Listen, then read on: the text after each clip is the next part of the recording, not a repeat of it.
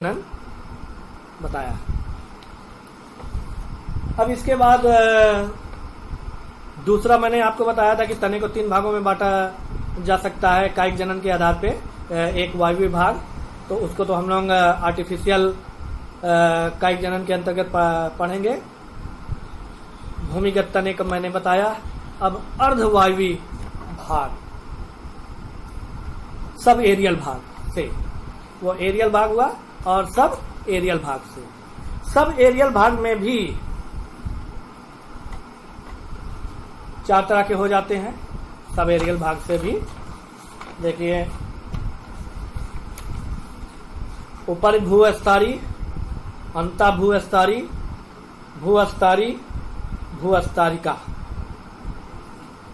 ठीक है। अब ये क्या है, माने ऊपरी भूस्तरीय को रनर कहा जाता है। अर्धवायवीय पौधे के अर्धवायवीय तने का मतलब हमने आपको बताया था कि ये कमजोर पौधे होते हैं और भूमि के समांतर अथवा भूमि से कुछ ऊंचाई तक ही रहते हैं।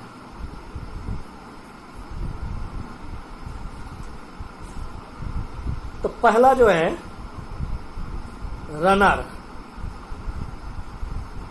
ये बिल्कुल कमजोर पौधा होता है और भूमि पर बिल्कुल धराशायी साष्टांग वृद्धि करता है। तने की सतह पर, तने के समांतर वृद्धि करता है।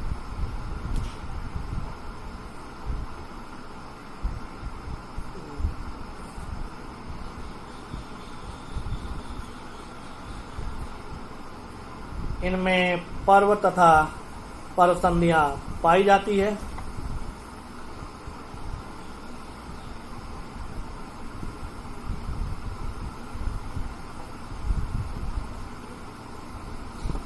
इन पर बिल्कुल जमीन की सतह को छूते हुए वृद्धि करता है। इनकी पर्व संधियों से नीचे की तरफ अपस्थानिक जड़ें निकलती है जो भूमि को पकड़ती चलती है।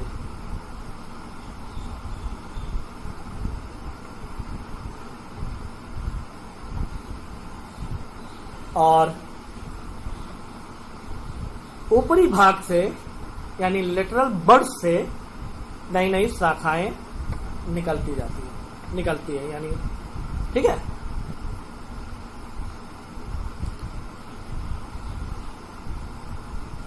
ये शाखाएं जब अपने मात्र पौधे से अलग हो जाते हैं तो ये नया पौधा बना लेते हैं। यही इसकी प्राकृतिक कायिक जनन होना है। इसका उदाहरण जैसे दूब घास आदि, दूब घास है, ब्रह्मी है आदि, खट्टी बूटी आदि, दूब घास, खट्टी बूटी, ब्रह्मी आदि। परिभूस्तरीय यानी रनर, अंतः भूस्तरीय को सकर कहते हैं। सकर क्या होता है?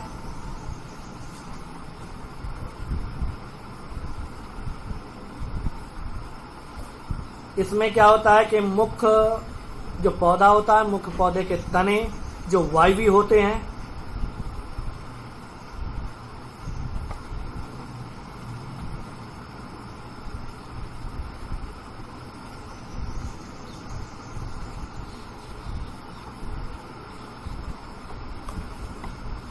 इस मुख्य तने के भूमि के अंदर वाले भाग से ऊपर भूस्तरीय की तरह एक लेटरल ब्रांच निकलती है जो भूमि के अंदर कुछ दूरी तक भूमि के समांतर वृद्धि करती है और फिर भूमि से तिरछी, भूमि के ऊपर तिरछी वृद्धि करके बाहर निकल आती है। इसके शीर्ष पर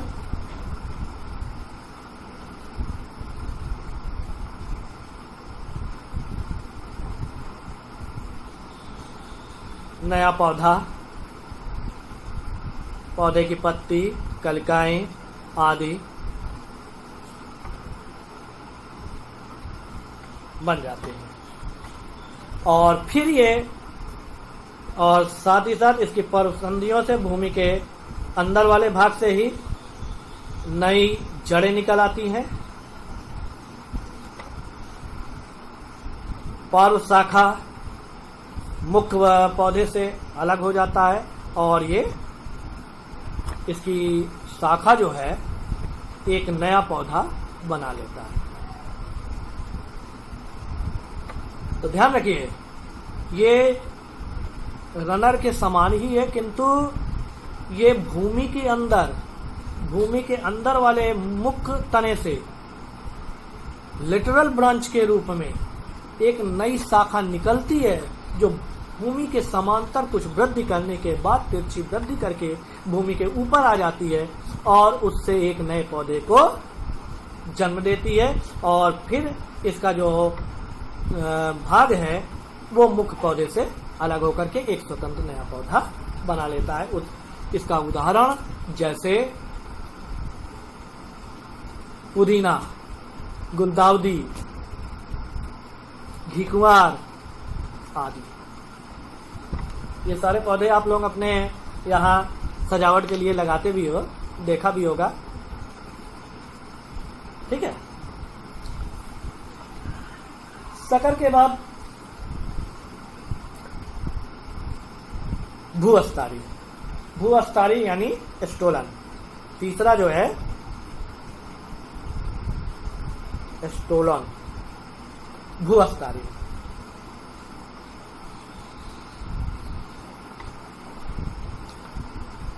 भूअस्तारी ये भी एक कमजोर पौधा होता है और जैसे इसमें मुख्य शाखाएं हैं,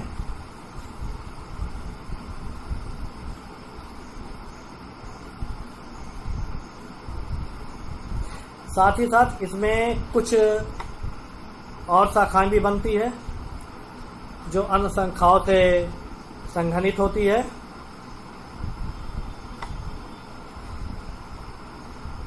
ये शाखाएं वृद्धि करके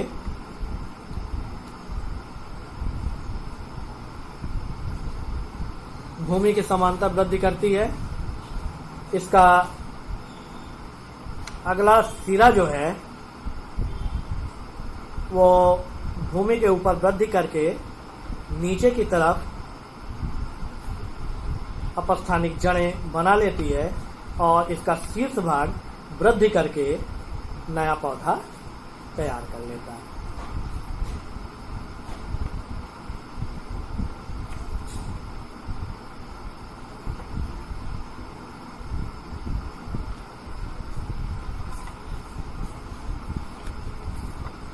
नया पौधा तैयार कर लेता है।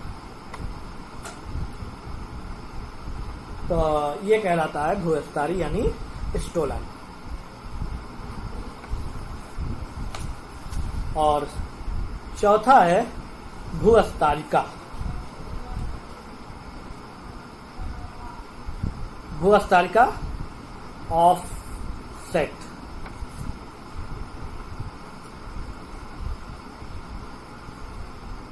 तो ये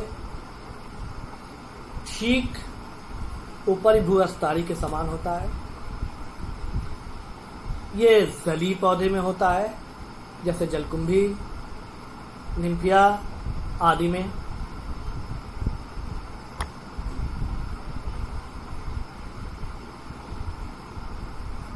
ये जल की सतह पे उतराते हुए होते हैं। जल की सतह पर ये रनर की भांति वृद्धि करते हैं।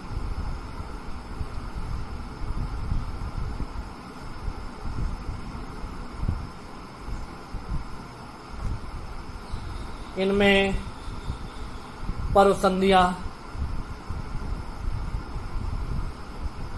काफी छोटा होता है और काफी मोटा होता है, स्पंजी हो जाते हैं।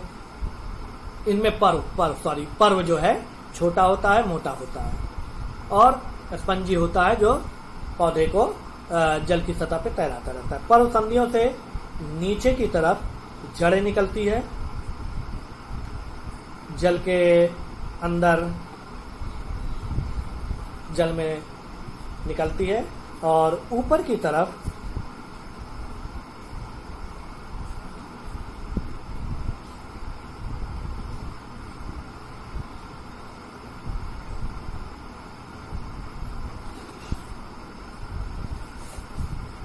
वायवीय पौधा निकलता है, पत्तियां निकलती हैं। इसकी इस भाग को ही स्टोलन कहा जाता है, ऑफसेट कहा जाता है। और ये ऑफसेट टूटकर अलग होकर के ये एक अलग अलग पौधा तैयार कर देता है और इसी तरह से ये पानी की सतह पर वृद्धि करते हैं। एक पौधे से फिर अनेकों पौधे बन जाते हैं। तो ये हो गया आपका अर्धवायु भाग के रूपांतरण। और फिर इसमें प्राकृतिक रूप से जो तीसरा है पत्र प्रकलिका द्वारा, यानी बल्बिल द्वारा।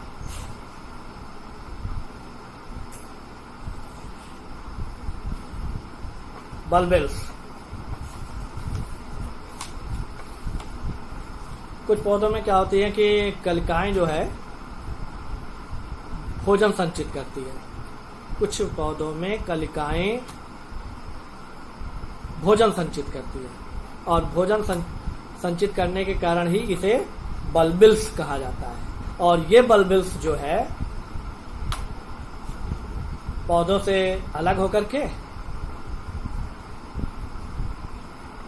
और फिर उससे जो है नया पौधा बना लेता है और यही जो है वेजिटेटिव रिप्रोडक्शन बाय बल्बिल्स कहलाती है। उदाहरण के तौर पर इसमें प्याज है, लहसुन है आदि, प्याज लहसुन आदि। इनमें जो है जब ऊपर वायवीय पौधा बनता है तो उनमें उसी के पास जो है कलिकाएं भोजन संचय करके कारण रतालू भी जैसे है। तो एक जैसे ये है एक पौधा और ये एक इसकी पत्ती है।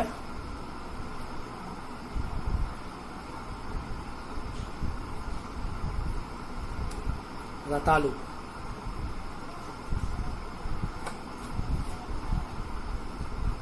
यहीं पे पत्ती के जहां लगी रहती है वहीं पे कलिकाएं पाई जाती है और इसमें जो भोजन संचित हो जाता है,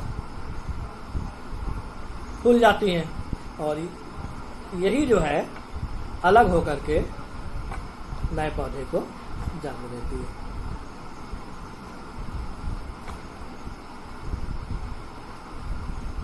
ठीक। अगला जो है पत्तियों द्वारा। चौथा नेचुरल वेजिटेटिव रिप्रोडक्शन पत्तियों के द्वारा। बिगोनिया, अजूबा,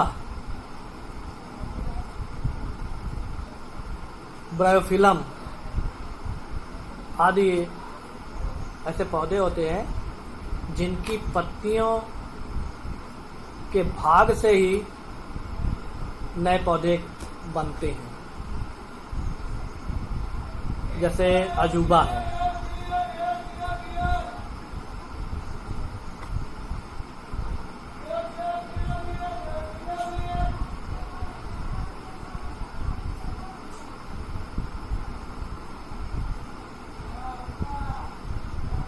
ये